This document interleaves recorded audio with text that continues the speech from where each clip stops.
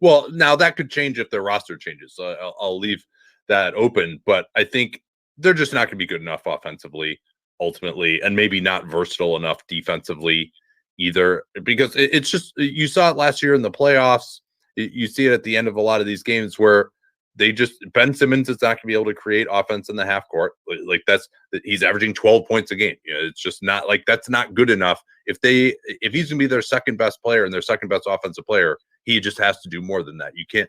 So if you're going to put the ball in the hands of Shake Milton or Tyrese Maxey at the end of games to run pick and roll because Ben Simmons can't do it, and then he has to just stand on the baseline and muck up your spacing, like, that's just not that powerful. And Embiid is an unbelievable post player, but it's just too difficult to get him the ball and really have him dominate. It is very, very difficult to have a great offense built around a center, unless that center is Nikola Jokic, who can handle the ball out top and distribute to everyone. He's such a unique force, whereas Embiid, just even getting him the ball in the post in his preferred spots, it's really difficult, particularly when you're not worried about the guys who are passing it to him driving by you either and scoring. So I think ultimately I don't trust their offense, particularly at the end of games in the playoffs. And then Embiid, is he really able to get out on the floor and defend I think the other thing that it was obvious to me last year is you have to have defensive versatility.